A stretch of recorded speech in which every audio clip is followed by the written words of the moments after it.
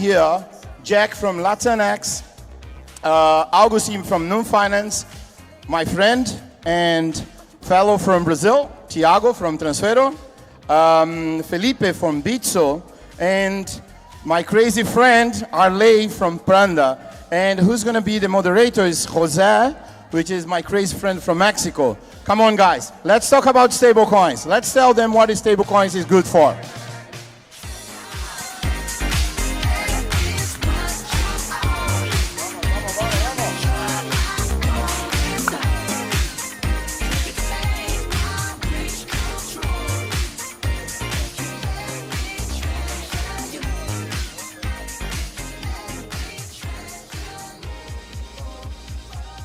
Hola a todos y bienvenidos a este panel de stablecoins. Y bueno, esto es un tema muy interesante, sobre todo en Latinoamérica.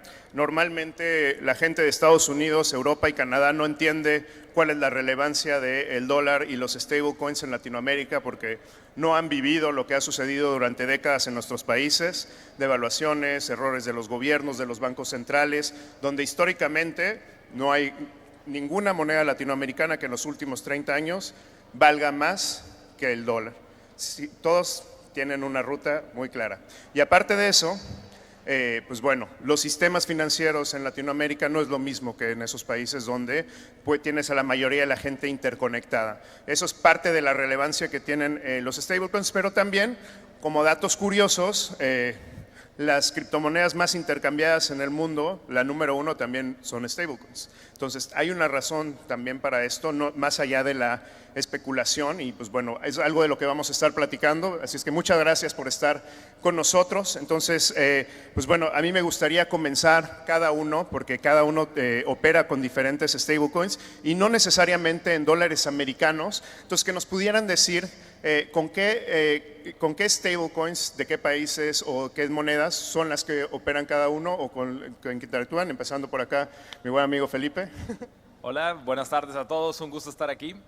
Primero, ya lo dijo José, yo soy Felipe Vallejo de Bitso, llevo el tema regulatorio y de asuntos corporativos en Bitso. En Bitso lo que tenemos es un basket como de monedas estables, todas basadas en dólares por ahora. Básicamente es eso, tenemos USDC en ese basket, tenemos USDT en ese basket, tenemos BUSD en ese basket, etcétera, etcétera, etcétera. Pero eso es un poquito lo que tenemos ahí. Perfecto. Hola a todos, soy Jack Zaraco, vengo acá por parte de Latamex. Lidero todo lo que es Business Development y Partnerships dentro de Latamex. Latamex es una de las rampas fiat a cripto más grandes en Latinoamérica. Estamos en Argentina, Brasil y México.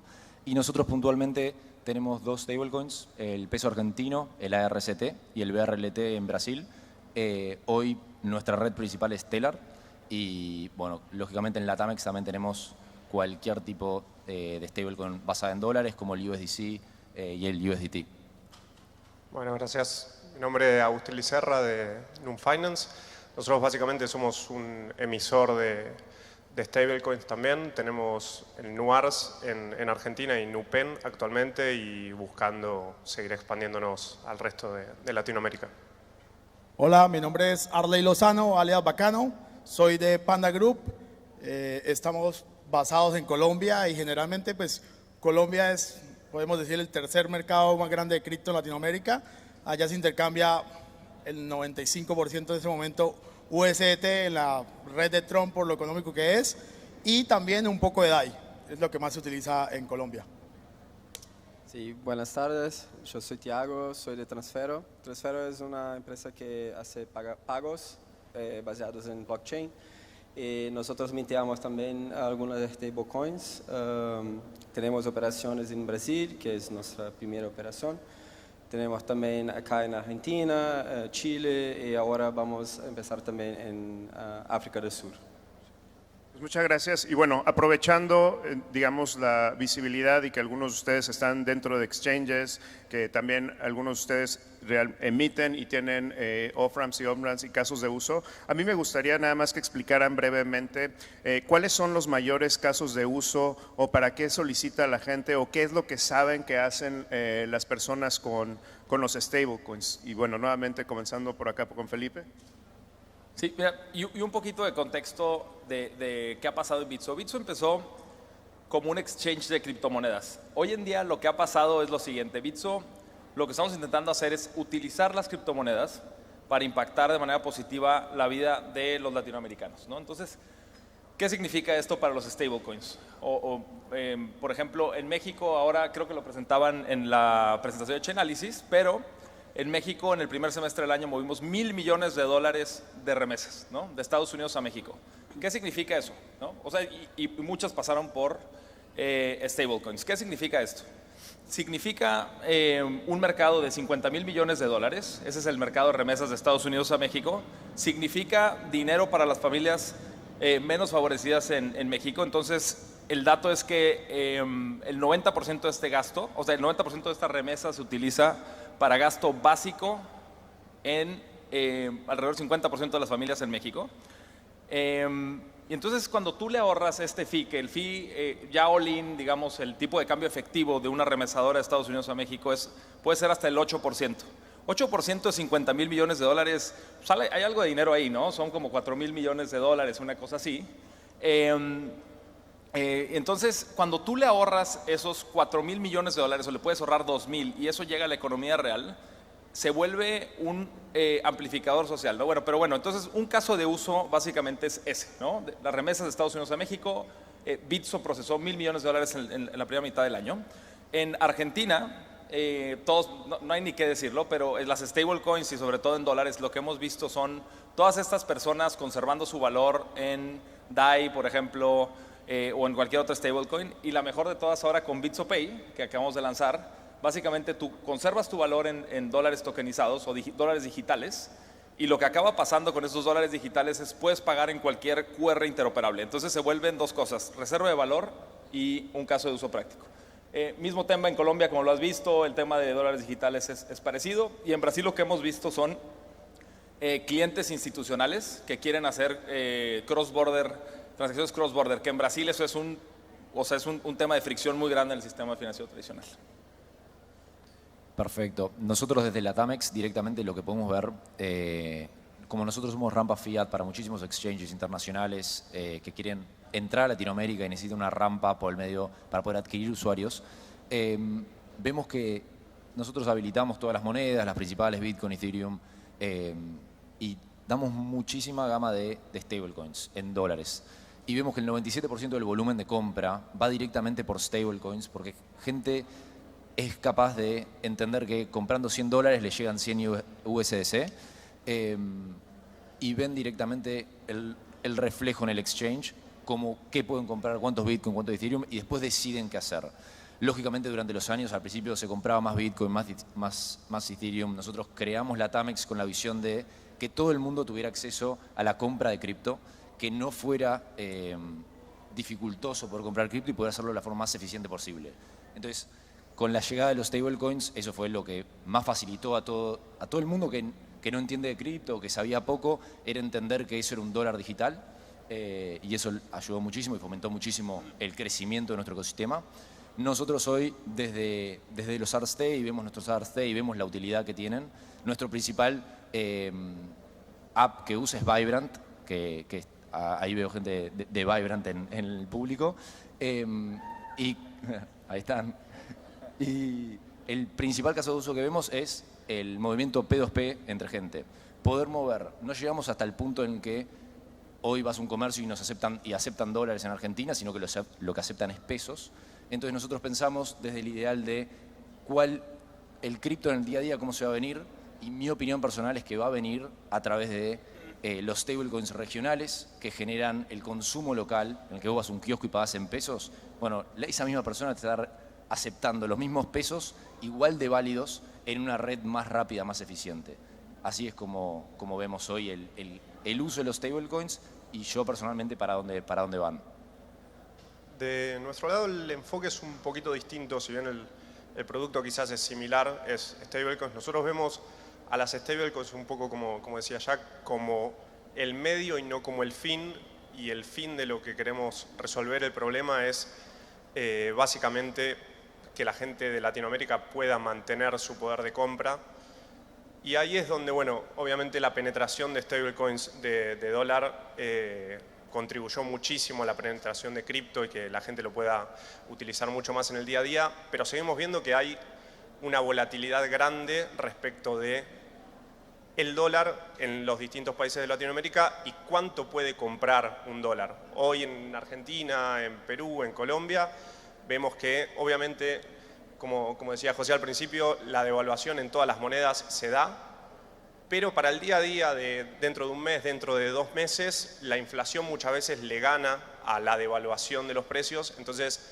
poder tener stablecoins regionales de moneda local le permite a la gente, en el caso nuestro de NUM, stakear, poner a invertir esas stables y generar un rendimiento que se asemeje o mitigue mucho el efecto de la inflación, y por otro lado también tomar créditos en esas monedas regionales, que es donde uno básicamente genera sus ingresos, sus flujos de fondos.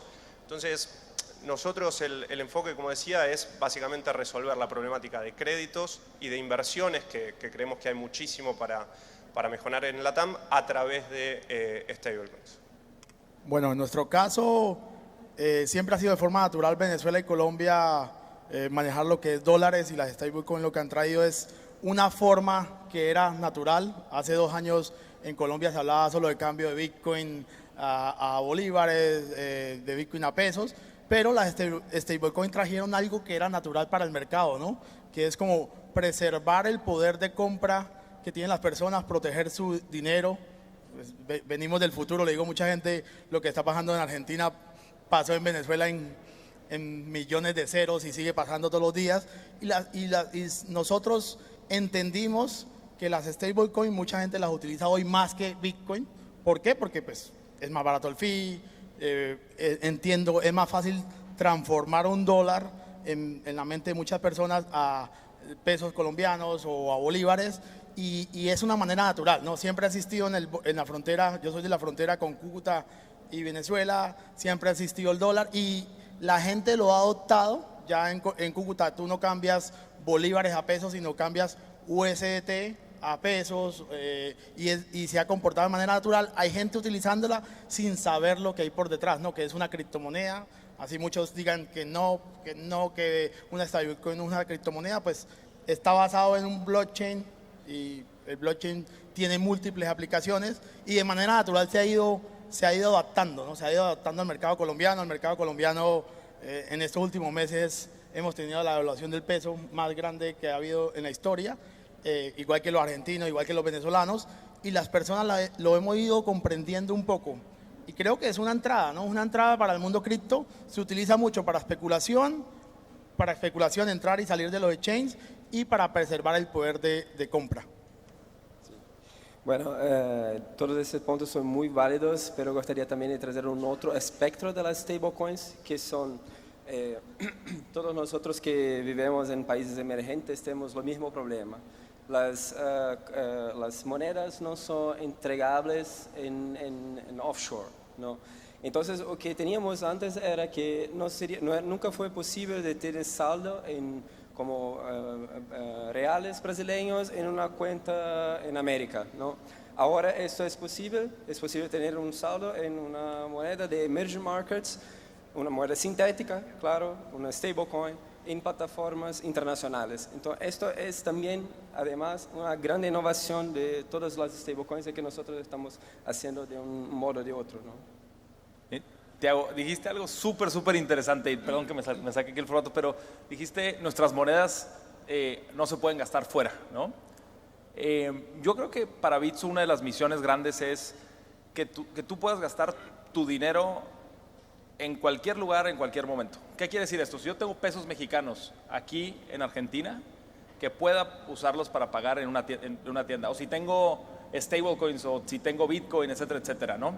Entonces, siempre ha habido esta crítica de que Bitcoin no es una moneda, ¿no? Y sale esta definición de moneda con esta cosa que es un medio de cambio, una unidad de cuenta y reserva de valor.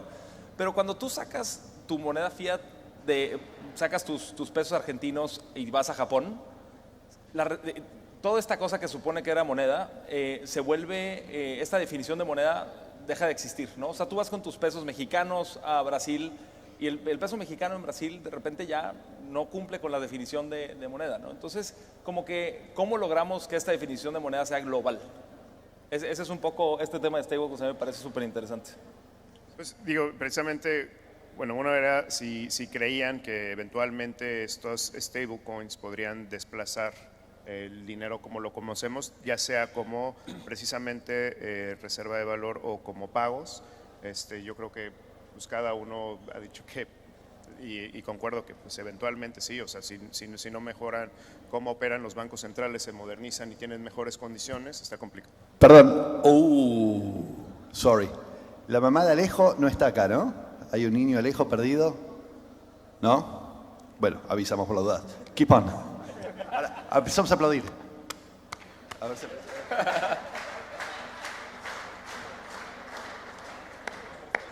Y ahora, algo interesante que ahorita platicábamos es, y digo, a mí me sorprendió, yo no, hace tiempo que no voy a Brasil, pero me comentaba Tiago que el regulador es bastante abierto y receptivo durante esto, incluso que lo fomenta, que es algo muy diferente a lo que vemos en el resto de los países de Latinoamérica. Ya sea el Banco Central, la regulación del Banco Central, hay leyes que no deberían de permitir que incluso esto sucediera y hay manera de cómo cerrarlo. Incluso pues, yo sí he vivido con algunas empresas pues, un acoso del regulador para que no se promuevan y no funcionen. Entonces, a mí me gustaría escuchar también brevemente en la experiencia de cada uno en los diferentes países que operan, cuáles han sido los países, los gobiernos donde ha existido esta mayor resistencia y cuáles han sido, como mencionó Tiago, los que son más amigables. Y pues bueno, comenzando por Tiago, por la parte bonita, ¿no? Sí, esto es muy interesante porque en Brasil hay algo muy particular de nosotros, que nosotros tenemos siempre una gana de tener más tecnología. Esto es muy particular. Voy a dar un ejemplo de Pix. Pix es un sistema de pago que es promovido por el Banco Central. Esto es for free, 24/7. Fue un fenómeno. Hoy como más del 90% de los pagos en Brasil son con Pix. ¿Sí? Entonces ese es un ejemplo de una innovación tecnológica financiera de Brasil que fue muy bien sucedida. Es lo mismo gobierno que ha idealizado el Pix, está promoviendo ahora iniciativas de blockchain. Tiene una visión muy constructiva de CBDCs también.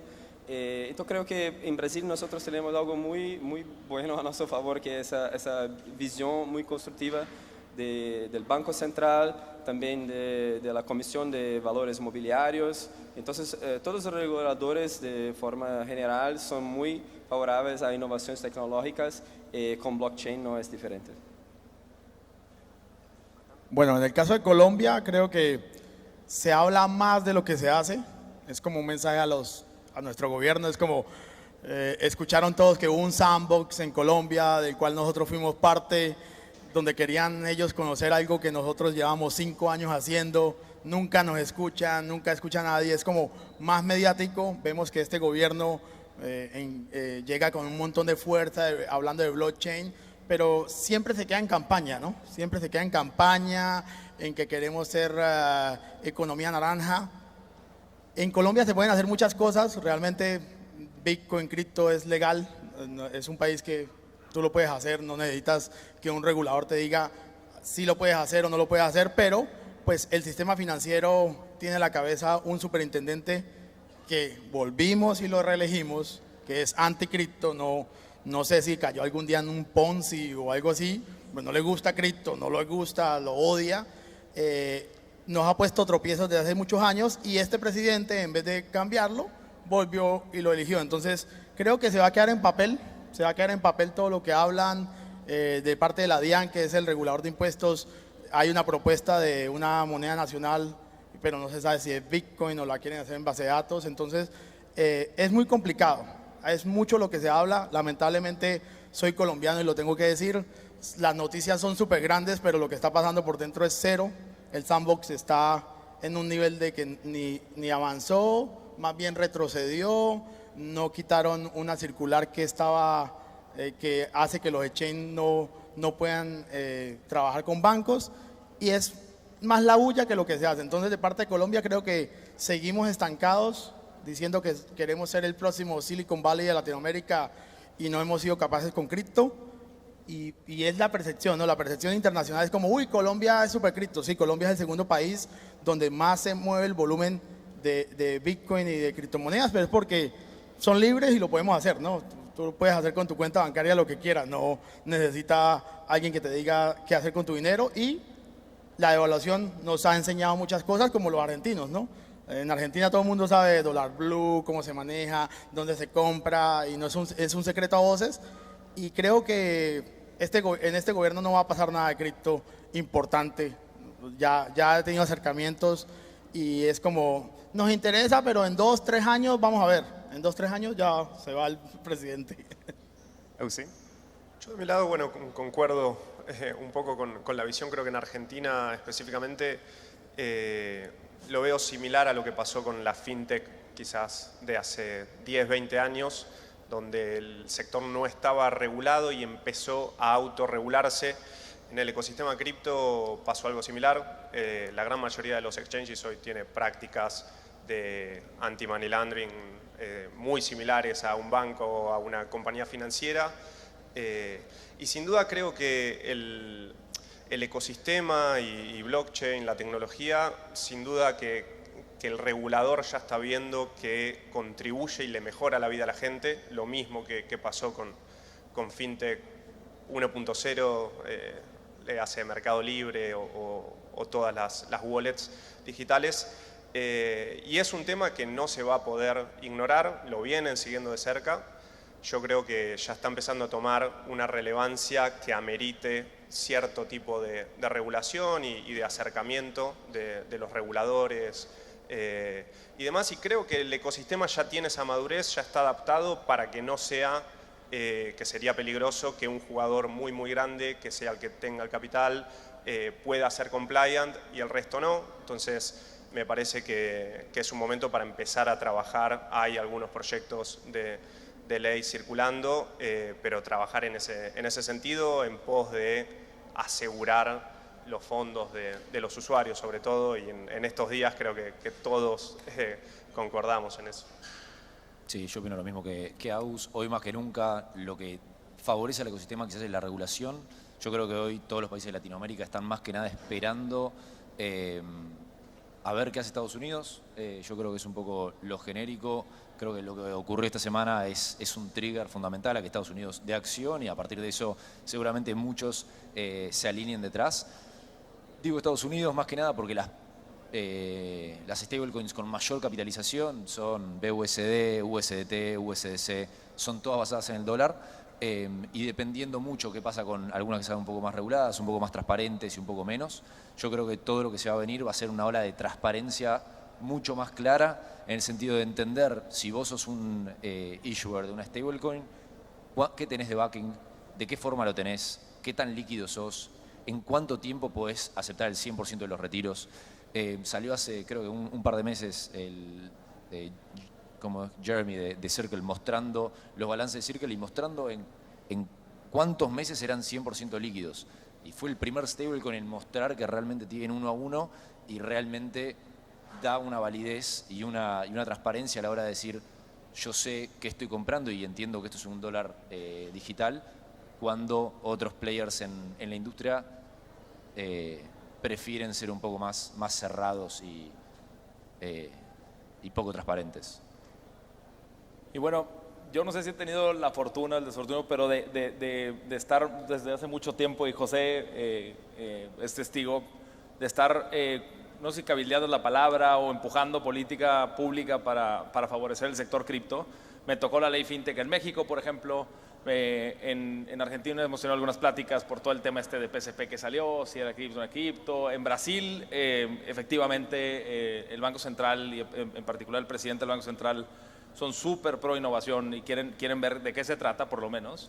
En Colombia, no voy a contradecir a nadie, pero hemos tenido un acercamiento, operamos en Colombia, como que Y un poco estamos en algunos grupos también en el grupo europeo de trabajo para todo este tema de MiCA que ahorita se está discutiendo, etcétera, etcétera. Entonces hemos visto como que alrededor del mundo diferentes ejemplos. Definitivamente ayuda un regulador abierto, pero en cualquier caso hay varias cosas que nos han funcionado a nosotros para poder empujar regulación. A veces viene la regulación y más que empujarla, lo que quieres hacer es que salga lo mejor escrita posible, ¿no?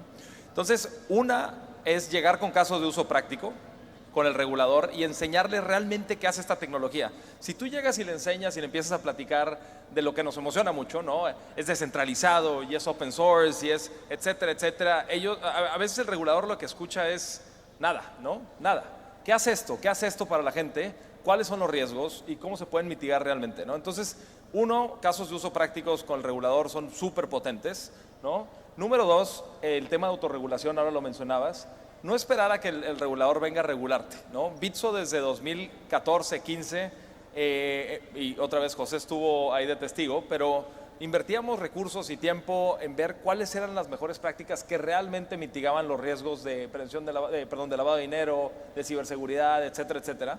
Porque entonces cuando tú tienes los controles ya construidos y tienes una propuesta lista para cuando llegue el regulador, entonces puedes hacer algo que sea ad hoc para la industria, ¿no? ¿Qué quiere decir? Pues no te ponen una regla que no tiene ningún sentido. Entonces, esas dos cosas, y obviamente un regulador abierto es muy bueno, pero como que creo que como industria tenemos que seguir acercándonos y acercándonos y acercándonos con mucha paciencia, con muchos casos de uso prácticos a los reguladores en Latinoamérica. Esa es nuestra experiencia, por lo menos. Pues muchas gracias. Y ahora, pasando a la parte no tan bonita, ¿qué tan grandes son estas stablecoins? Pues las dos empresas que tienen la mayor custodia y la mayor emisión, en este caso Tether y Circle, tienen más dólares que la mayoría de la reserva de todos los países del mundo. Así de grandes son, y los que no se hayan metido a ver los números, o sea, han llegado a tener casi 100,000 millones de dólares. Entonces, eso es más que creo que muy pocos países en el mundo tienen más que ellos. Y también, por otro lado, protocolos, digamos, como Maker también. Pero del otro lado, a mí lo que me gustaría saber, sobre todo, sobre esto, los que han emitido, como Agustín, como Jack, y también pues, los que están en exchanges, como Felipe y Arley. ¿Qué pasa cuando estas stablecoins fallan? ¿Qué pasa cuando, aunque estén auditados, realmente no tenían los fondos, o como lo que pasó con Terra Luna? ¿Quién responde ante los usuarios? ¿Qué es lo que se debe hacer? ¿Qué es lo que debe actuar? ¿Y qué garantías podrían llegar a tener? O simplemente, pues como lo que tristemente ha sucedido en unos casos, ni modo, y el inversionista y el cliente queda afectado. No sé quién quiera comenzar de ustedes. Yo puedo arrancar. Yo creo que, como decía antes, la transparencia es lo que va a hacer que esto crezca y va a hacer lo que le lleve al usuario entender en qué está comprando y en qué no, entender qué tan líquido es el activo que está comprando, qué tan estable es lo que está comprando y cuáles son los riesgos asociados a esa moneda estable. Nosotros tenemos nuestras cuentas auditadas, tenemos fiat pegged currency, tenemos $1 por cada peso emitido en la red. Entonces, si viene mañana y se quieren retirar el 100% de los pesos, hay 100% de pesos. Entonces, ese riesgo nunca ocurre. Hay otras monedas que quizás quieren tomar un riesgo distinto, un approach distinto a la generación de stablecoins, que tiene quizás algún riesgo asociado, pero con la transparencia y mostrarle al usuario de forma activa cuáles son los riesgos asociados a cada compra de cada una de estas monedas, yo creo que el mercado entero va a entender mucho mejor el riesgo asociado, si existe o si no, y cuál es en cada caso. Sí, de nuestro lado, un poco en ese camino de la transparencia que mencionaba Jack, lo que hacemos es regularmente mostrar a través de la página web nuestra las addresses donde se encuentra el colateral. El esquema de minteo nuestro, no sé cuán familiarizados están con cómo funciona Maker, por ejemplo, pero es un híbrido entre el fiat back de tener pesos, soles peruanos en una cuenta de banco, y mintear contra colateral cripto, que en el caso nuestro es fundamentalmente USDC y BUSD. Entonces, en lo que es el minteo contra fiat colateral, es como mencionaba Jack, hay 1 a 1 vaqueando la circulación de los tokens.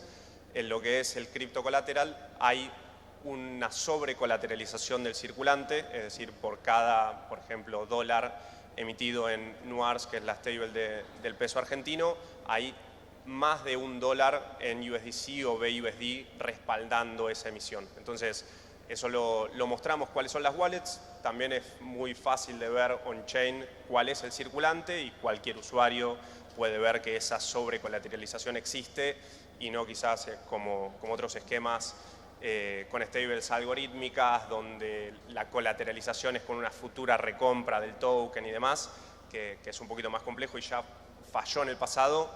Nosotros decidimos ir básicamente por lo que viene funcionando hace unos 5, 6, 7 años, que es el esquema de Maker y el esquema de una compañía como es Circle USDC, ¿no? que está aprobado. Bueno, en el caso, yo voy a ser un poco más pragmático, en el caso, el mercado siempre habla, ¿no? Estamos hablando de Maker con DAI, que tiene, creo que uno de los sistemas más transparentes que puede haber, con algoritmos, con contratos inteligentes, pero al final a las personas no les importa eso, ¿no?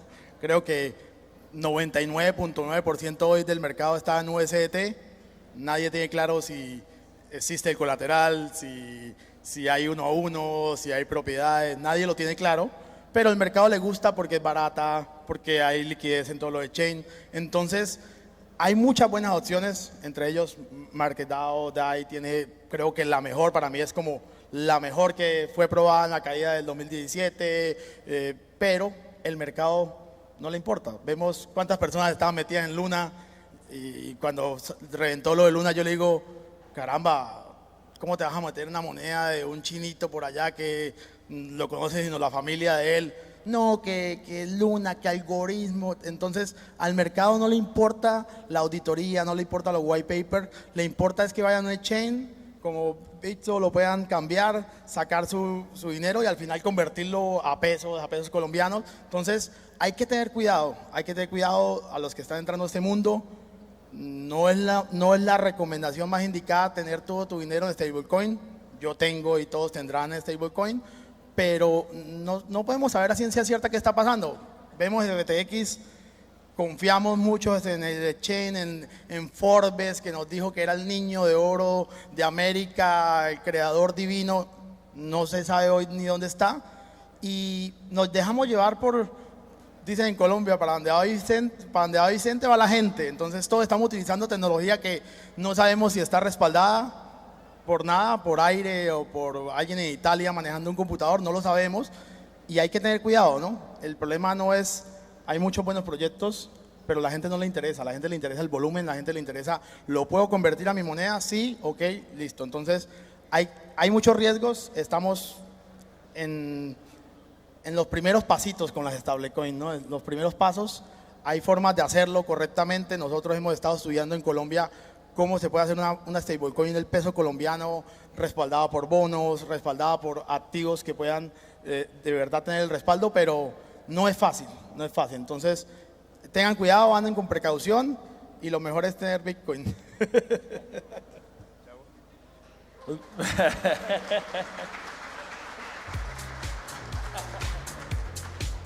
Buenísimo. Miren, la confianza no se construye en un día. Nunca se pierde en un día, pero no se construye en un día. Lo vimos con lo de FTX y el tema de confianza a veces cuesta. ¿Cómo lo generas, no? En Bitso les voy a contar el caso muy claro.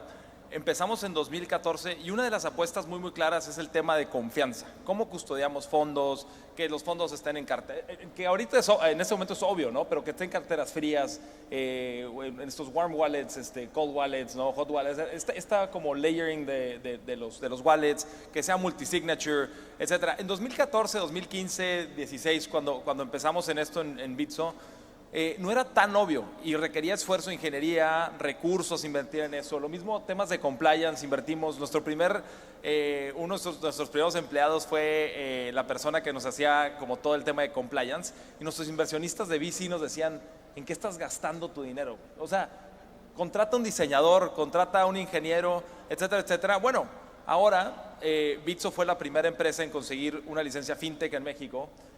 Bitso, y a través de su filial Envío, tiene un PCP en Argentina. Estamos aplicando para la licencia de pagos en Brasil. Fuimos el primer exchange regulado en una licencia en Europa, etcétera, etcétera. Y más que las regulaciones y las licencias, etcétera, etcétera, lo que te da esto es que puedes habilitar productos y casos prácticos. O sea, si alguien se pregunta por qué Bitso puede hacer 1,000 millones o habilitar 1,000 millones de dólares en un semestre de remesas, es porque los partners en Estados Unidos confían, la palabra clave, confían en que Bitso es un partner legítimo que tiene capabilities para custodiar el dinero, etcétera, etcétera, etcétera. Entonces, la confianza no se construye un día. ¿La regulación es la solución? Yo creo que no. Hemos visto en la historia del mundo financiero regulado lo mismo que pasó con FTX, lo hemos visto en otros lugares, pero definitivamente te mete un poquito más de miedo si quieres hacer una fechoría con los fondos de alguien, de que te puedes ir a la cárcel, ¿no? Eso es como un muy buen incentivo para que un regulador que te está viendo no hagas nada, ¿no? Número 2, el tema de transparencia con los usuarios. Nosotros como que siempre tienes esta pregunta de qué tan transparente ser con el usuario, y se los puedo asegurar que la transparencia en el largo plazo es por mucho algo que paga 10 veces, ¿no? Y a veces duele, ¿no? Como decir, nos pasó esto, tuvimos un problema como exchange, y ser upfront con los usuarios duele en ese momento, pero así construyes más confianza. El tema de auditorías, etcétera, etcétera, todo eso, y si quieres cierro, pero el tema de auditorías, por ejemplo, eso también nosotros hacemos auditoría de nuestras criptomonedas, tenemos un Coin Listing Committee. No somos de los exchanges que listamos 10,000 monedas de repente. Vamos como que un poco con el usuario en la mente de que el usuario esté seguro con los tokens que listamos, etcétera, etcétera. Entonces, eso es un poco lo que quería decir. Y voy a cerrar con un comentario que no tiene nada que ver, o puede que definitivamente debería tener que ver con cripto. Pero en este escenario, y no es shaming, no es nada, pero somos puros hombres, me encantaría que el próximo panel y los próximos la BitConf haya mucho más mujeres aquí arriba. Mucho más. Pues tenemos nada más un par de minutos nada más para cerrar y bueno, brevemente cada uno que me dé su opinión. Yo, una de las primeras aventuras que tuve dentro de este espacio fue con el Banco Central Mexicano en 2013. En el 2014 propusimos lo que ahora se conoce como un stablecoin o CBDC, que es crear un nuevo agregado monetario sobre blockchain. Incluso ahí todavía no era parte de Bitso, pero invité a Pablo también para que sumara al proyecto. ¿Ustedes creen que, en su opinión, sería positivo o negativo la parte de integrar stablecoins o crear un CBDC en cada uno de los países? Y con esto cerramos. Tiago. Sí, en Brasil tenemos un proyecto muy avanzado para CBDCs. Nosotros creemos que, bueno, al fin del día todas las monedas ya son digitales, ¿no? Entonces sería una buena forma del gobierno formalizar esa digitalización de las monedas, pero creo que hay que ver, hay muchas cuestiones. Nosotros hablamos un poco de regulación, entonces una cosa es regulación de stablecoins. Imagina una regulación del dinero que todos nosotros tenemos, que no tenemos una escolha, ¿no? De tener o no, porque eso que es una CBDC, ¿no? Entonces es una cuestión a más de regulación, tenemos que ser muy cuidadosos con eso, pero sí, creo que sería lo futuro, ¿no? Bacano. Creo que sería un buen experimento porque hasta el gobierno se daría cuenta cuánto dinero tiene en la calle, ¿no? No creo que ningún gobierno sepa cuántos billetes hay en la calle, no existe en el mundo alguien que sepa cuántos pesos mexicanos, cuántos pesos colombianos tengo en la calle. No existe, señores, no existe, porque están los falsos, los nuevos, los viejos, las caletas. Entonces, es una forma, un buen experimento, que lo lleva al mundo cripto, ¿no? Agustín.